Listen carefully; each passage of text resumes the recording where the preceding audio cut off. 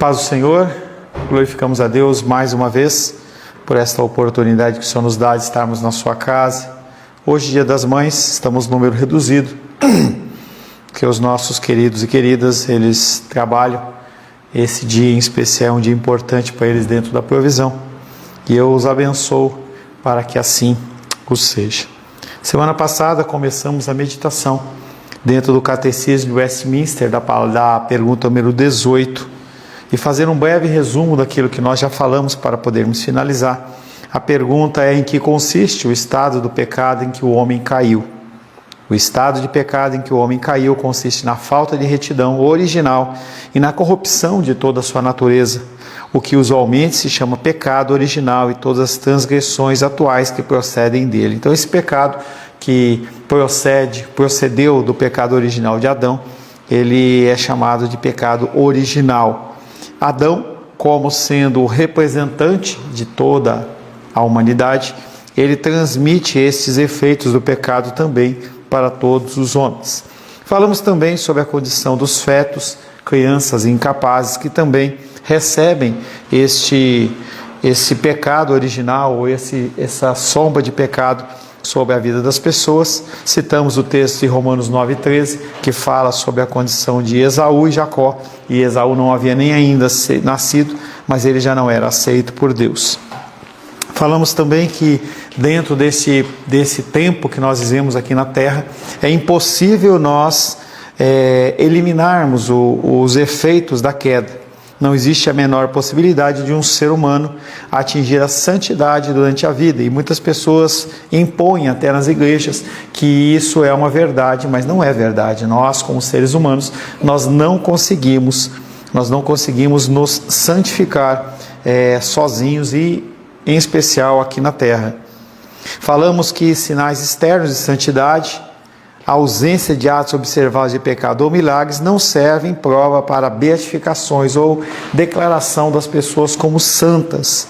Todas as ações que procedem de nós que sejam viáveis ou sejam aprovadas, elas nascem de Deus e não dos nossos corações. Falamos que o pecado original é uma transgressão da lei. A lei é a palavra de Deus no sentido pleno. Todos os pecados, tanto o original como os atuais, se constituem em transgressão da lei de Deus, tornando o pecador culpado e sujeito à ira de Deus e à maldição da lei, e, portanto, exposto à morte, com todas as misérias temporais e eternas. Mas, para aqueles que são filhos de Deus, para aqueles que são resgatados, a consequência do pecado, no sentido de eternidade, ele não existe.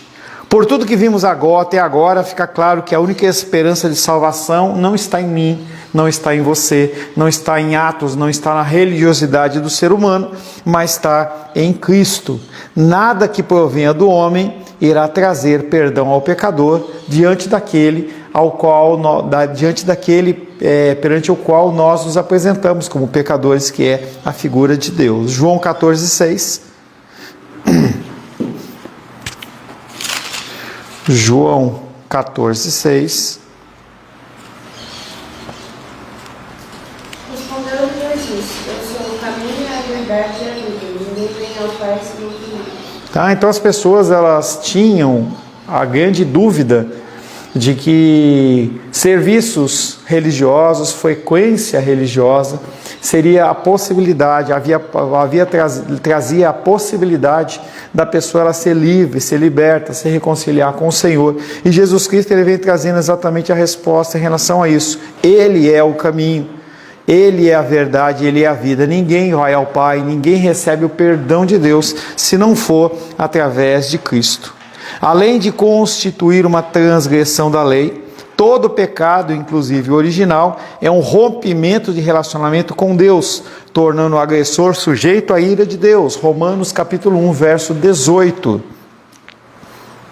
Além de uma transgressão da lei, nós rompemos um relacionamento que nós temos com o Senhor. Romanos 1, 18. A ira de Deus se revela do céu contra toda a impiedade e perversão dos homens que detêm a verdade pela injustiça. O apóstolo Paulo está falando para a igreja de Roma, mas ele fala em especial sobre as pessoas que são perdidas, que são pecadoras, que não têm o sangue do Cordeiro. E ele vem falando que essa ira de Deus se revela do céu contra toda a impiedade e perversão dos homens, que detém a verdade pela injustiça. Ele não está falando com a igreja, ele não está falando com salvos, ele está falando com ímpios, porque as pessoas que detêm a verdade, deixam de proclamar a palavra para proclamar a injustiça, não são filhos de Deus. E ele fala que sobre essas pessoas a ira de Deus se revela do céu. Então a ira do Senhor, ela existe.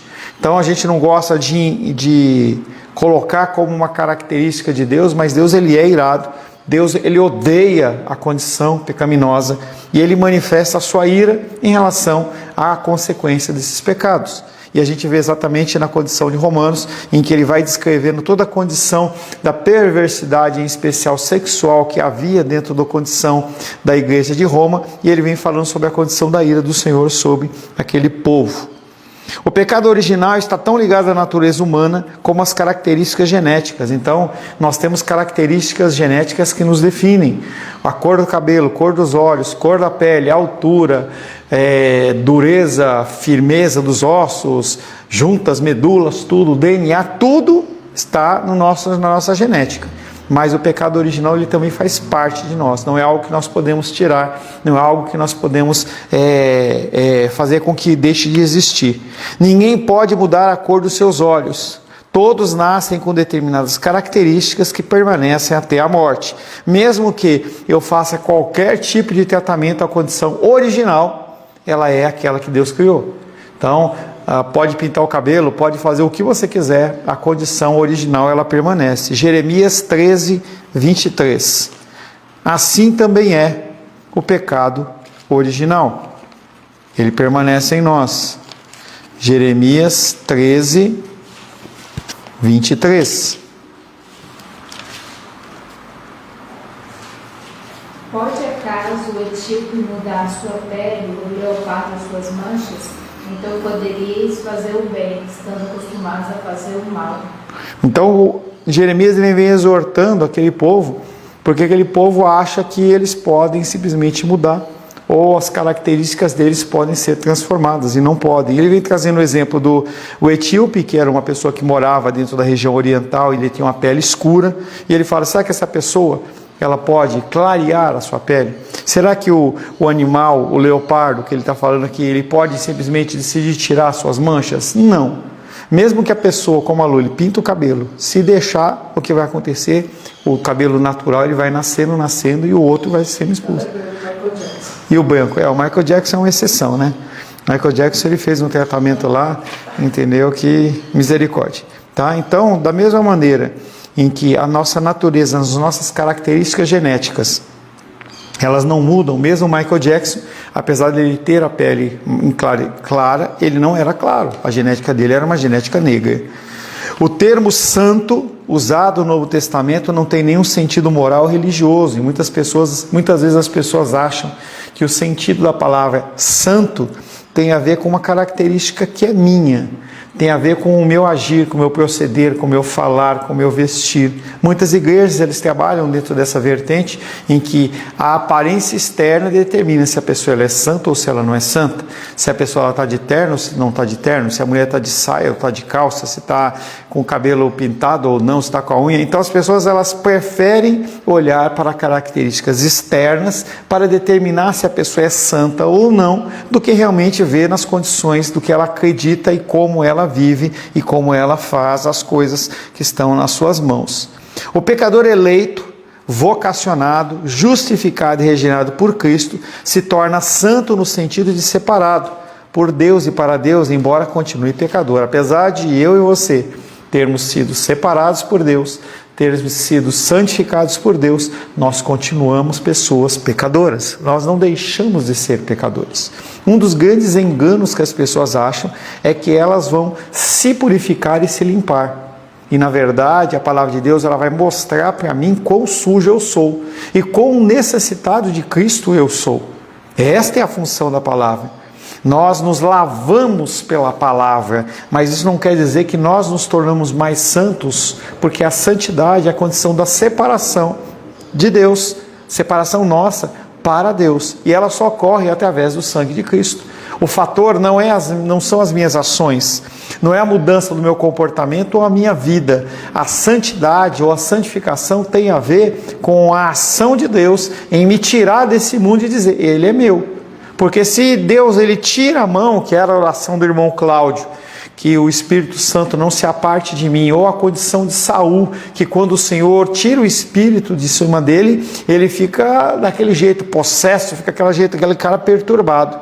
O pecador eleito, vocacionado, justificado e regenerado por Cristo se torna santo no sentido de separado por Deus e para Deus, embora continue pecador. Nós continuamos pecadores. A diferença é que há o sangue do Cordeiro sobre as nossas vidas. Não é correto pensar na santidade do homem como uma qualidade moral ou religiosa, como geralmente se faz. Então, olha-se para meu falar, pelo meu proceder, e fala, não, esse homem é um homem santo. Olha para as minhas vestimentas e fala assim, ele se veste como um santo. Olha, está sempre na igreja. Não é isso que determina se a pessoa ela é santa ou não é santa. A ideia fundamental da santidade é de uma relação existente entre Deus e uma pessoa criada através daquele que é o caminho, a verdade e a vida. Essa é a condição de que nós somos santos. A perfeição moral é própria somente de Deus. Somente Deus ele é santo. Isaías 6:3.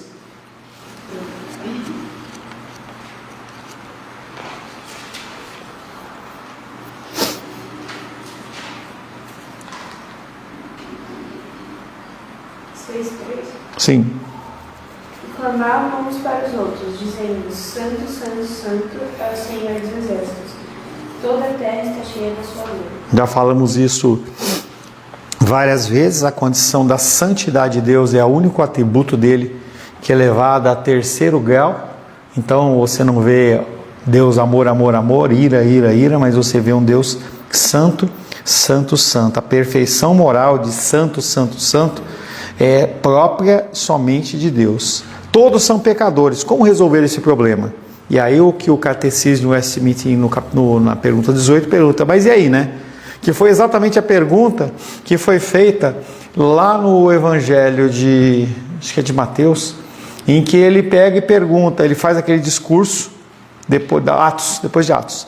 Atos, depois que há a descida do Espírito Santo, o apóstolo Pedro ele faz aquele discurso perante as pessoas, e aí as pessoas olham e falam assim, e agora? Vamos lá em Atos. Atos.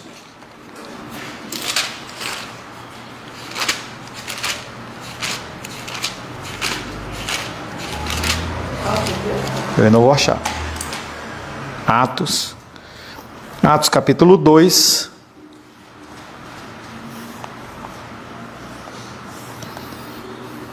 Espera aí. Atos 2, verso 37. Ouvindo eles estas coisas, compungiu-se-lhes o coração e perguntaram a Pedro e aos demais apóstolos, que faremos, irmãos? Deixa aberto, tá? Então é exatamente o contexto do complemento dessa pergunta 18. O que faremos? Todos são pecadores? São. Como que nós vamos resolver esse problema? 38? Respondeu-lhes Pedro, arrependei-vos e cada um de vós seja batizado em nome de Jesus Cristo para a remissão dos vossos pecados e recebereis o dom do Espírito Santo. Então, qual é a resposta disso? Esse dilema, para o homem, ele é impossível de resolver. Porque, geneticamente, eu tenho o DNA do pecado em mim. Estava vendo um desenho ontem, e aí o cara lá do desenho, ele fala assim, o fulano, o lutador, ele tem um gene maligno. E aí o Satanás lá, o maligno, toma posse dele e dá uma força. É exatamente esse o nosso problema. O mal que habita em nós. Há um gene maligno dentro de nós, que é o pecado. Esse dilema, esse problema, ele foi resolvido por Deus lá na eternidade. Deus, o Pai, ele escolhe os seus eleitos. O Filho adquire a redenção na plenitude do tempo ou na crucificação e ressurreição. E o Espírito Santo aplica a salvação e acompanha o cristão em toda a sua vida. Então, quando há a condição de Emanuel, Deus conosco, para nós, no Novo Testamento, pós-morte e ressurreição de Cristo, quem que é o Deus conosco? O Espírito Santo. É o Espírito Santo. Porque Jesus ele está com o Pai. Essa condição de estar conosco é a figura do Espírito Santo em nós. Então Deus, o Pai, ele escolhe. Há um preço para se comprar essas pessoas. E o preço é do sangue do Cordeiro. O sangue do Cordeiro é pago. Aquelas pessoas, elas são restauradas, elas são separadas, mas elas são alcançadas. O Espírito Santo aplica a salvação sobre as nossas vidas e nos acompanha toda a nossa existência até o dia do juízo. Dessa forma, vemos que a redenção acontece somente através do Verbo encarnado, que através de uma vida de perfeita obediência, ele, somente ele, cumpriu a lei rigorosamente em lugar do seu povo, que lhe foi dado por Deus. Então, a única possibilidade era o sacrifício perfeito de Cristo para cobrir a multidão dos nossos pecados. Romanos 8:30.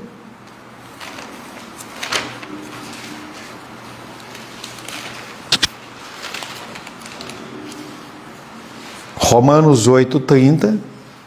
E aos que predestinou, a esses também chamou. E aos que chamou, a esses também justificou. E aos que justificou, a esses também glorificou. Então, Romanos capítulo 8, verso 30, ele vem mostrando exatamente o ciclo completo, em que Deus, antes da eternidade, diante desse problema, que é o problema da pecaminosidade do ser humano, ele predestina pessoas. Ele predestina, mas em algum momento ele os chama, porque se ele não tivesse um chamado eficaz, a gente continuaria na trilha do pecado. E aqueles que ele chama, ele também justifica, ele determina como santo. Ele, como aquele que sofreu a injúria do nosso pecado, do pecado original de Adão e do nosso pecado, ele fala, está pago. E aos que justificou, esses também glorificou, e está falando no ciclo final, que é a condição do fim dos tempos, após o juízo. O profeta Jonas, após muitas desventuras, ele chegou à mesma conclusão. Jonas, capítulo 2, verso 9.